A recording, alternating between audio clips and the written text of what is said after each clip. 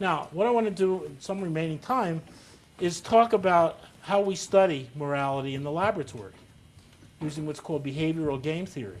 So I just wanted to give you an example. Is it true that people, or if you scratch an altruist, you'll find a hypocrite bleeding? Are there real altruists? Are there people who are really honest? Or is everybody's honesty just a cover for, well, we want to maintain a good reputation? Well, here's an experiment in a laboratory. Why would an intelligent human be unconditionally honest as opposed to being honest only where it pays off and ruthlessly dishonest when you can get away with it? Wouldn't that seem to be the rational, like in economics they used to say that was rational. It's rational to behave that way. So if you're walking down a dark alley in the night and you see some little old lady, it's rational to kick her in the ankle and take her bag, right? Because you're never going to get caught. And if you leave it go, if you leave this woman go with her bag, that's just like seeing $10 bill on the ground and just leaving it and walking by. Right? They're both irrational. The same way. Because if you believe in self-interest only, you don't care about the little old lady. Just some blob. Now, of course, humans aren't like that, luckily. But why not? And how do we know?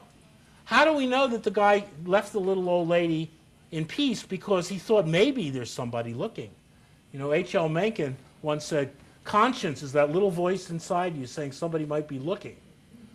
He thought that was, a very cynical remark, but there's a lot of truth to it. Well, we do it in the laboratory. Here's an example. Yuri Gintis, 2005. He invited a bunch of people, for social psychology, Saturday morning experiment. They all come into rooms. They all go behind computers. Nobody knows who is whom. And here's the game. You pair people up, and I'll call them Alice and Bob. There's no gender inference here at all. I just need two names. Bob is shown two options, A and B. A pays him $5 and Alice $6. B reverses the payoffs. So option A is better for Alice, and option B is better for Bob. Alice is not allowed to see the options. All she is told is that there are two options. One's better for her, and one's better for Bob. However, Bob is allowed to give advice to Alice. Okay? Here's what he's allowed to say. Option A will pay you more than option B, or option B will pay you more than option A. He's not allowed to say, please choose option B, because that's not a lie. Yeah, please. Or you'll be better off if you choose option A. Well, maybe you will be. If you're a saint, you're better off getting the smaller amount of money. So you have to say something that absolutely one is true and one is false. Namely, in this case, A is false. The first one is true and the second is false.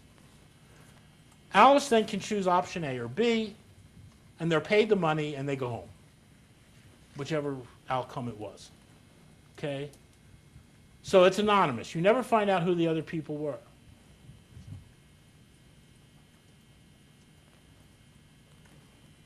What he found was that 83% of the Bobs, the first movers, told the truth. 17% lied. And 78% of the Alices followed their Bob's advice. In other words, the Alices thought that these guys were going to tell the truth, even though they knew that they had an incentive to lie. Now, here's another test that Gintis did. He wanted to make sure that Bobs thought that Alices would follow their advice, because otherwise, it doesn't say anything about their honesty. So he said this. After you make your choice of the first sentence or second, I want you to predict whether Alice will agree with you or will follow your advice or not. If you're correct in your prediction, you get an additional $5. Okay? Almost every Bob said they predicted that Alice would follow their advice. Okay? And they were right to do that because most Alices did. So most of them got an extra $5. Now, this is not the end of the story. Because, in fact, people make trade-offs among values.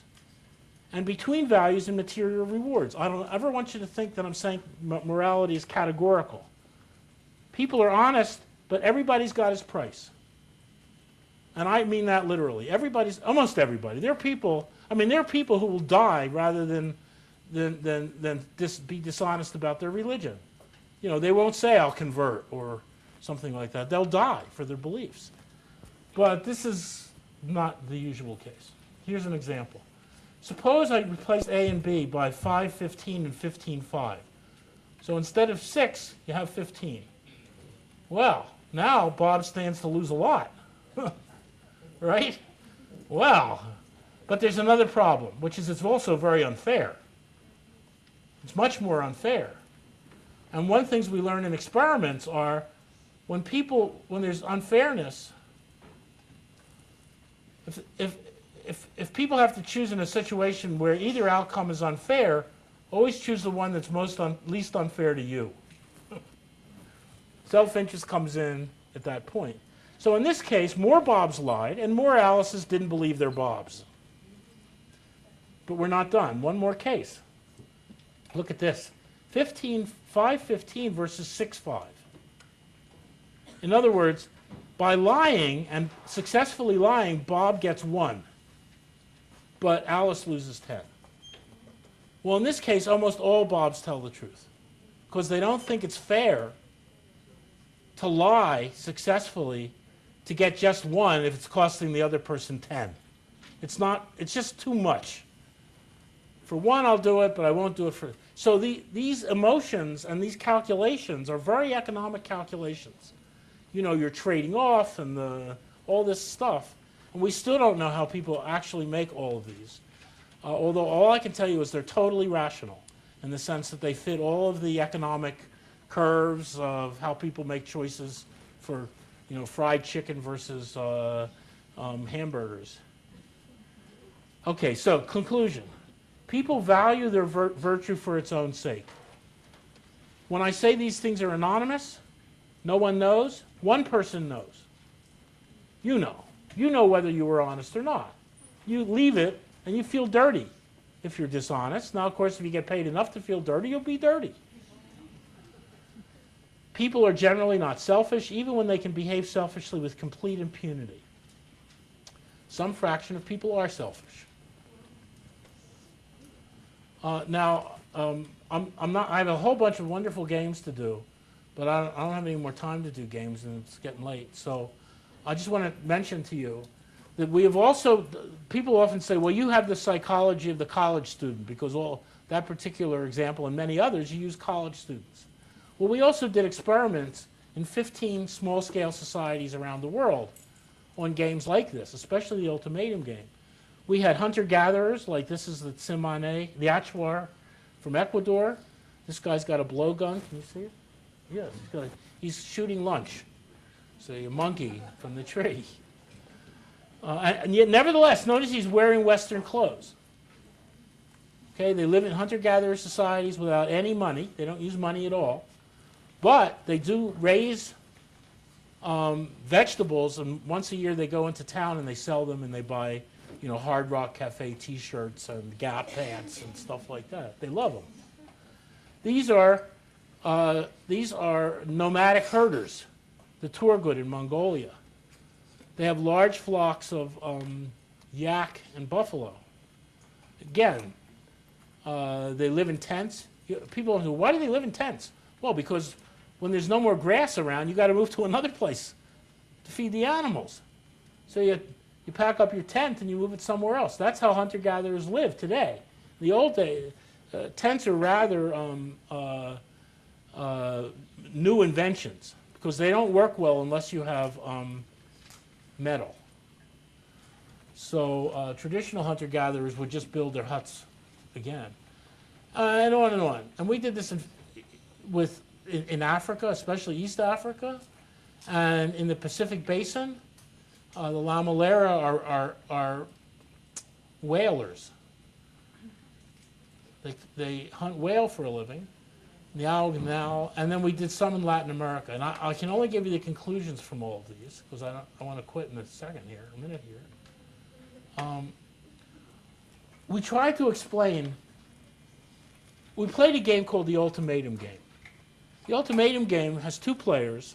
The first player is given, say, and by the way, a lot of these places don't have money, so we had to use the national currency or something other than money. Cigarettes was one thing people really loved. You know, we had real trouble getting that through the Human Subjects Committee. We said, they don't smoke the cigarettes, they trade the cigarettes for other things they want. Doesn't anybody ever smoke? We never saw a single person smoke a cigarette. No, sir. They got better things to smoke. So they play this game. You say it's money. You give them, the first person is given $10, say, and he's told the following. There's someone over there you can't see. We'll call him the responder. And you offer him, you can give him any number of dollars from 1 to 10. Offer him. If he accepts the offer, he gets what he accepted and you get the rest, and then you go home. If he rejects your offer, you both get nothing. See? Now, if everybody's selfish, the proposer says, I have $10. Well, if I offer him 1, he'll take it because it's better than nothing. And the proposer will offer 1, and the responder will take 1, and then they'll go home with 1 and 9. But when you play this game everywhere around the world, that's not what happens. The proposer normally offers 4 or 5. And responders turn down 3 or less. Not always, but enough so that you shouldn't offer 3. Even if you're perfectly selfish, don't offer 3. Not only are you likely to be turned down, but then you'll go home feeling like a real jerk. You know, not only, you know, if I just offered him 1 more, I'd have 6. I'm so greedy that I have nothing, right? So, you know, even if you're pretty selfish, you should offer a fair amount. And that's mostly what happened in these societies, with some exceptions. But what we wanted to figure out is what determines high offers in the Ultimatum game. And here are some high offers. Here's an example. The La Malera boat people. Most everybody offered 50-50. But the only ones who didn't offered more than half. In other words, they got 10, and this person says, here, you can have 9. Right? And only one person offered less than half, and that was 40%. So these are extremely egalitarian. That's not true of all these societies by any means. But why, if you look at all societies, this is the line that you would offer if you just cared to maximize your income. And every society but one is above that line. What determines the size of your offer? For instance, here the La Malera, way up there. What determines the size? Well, what we found was you couldn't determine size by individual characteristics. Men versus women, age, wealth, whether you speak the national language. That is the, you know, in Ecuador it would be Spanish. None of that explained, but what explained it were 2 things. 2 group level differences. The first was whether you cooperate in production. And societies where they cooperate a lot in production, like the La Malera, they go out in boats with 17 people in it, and you know they're risking their lives for each other, and you know they're very egalitarian. They have very careful ways of dividing up the catch.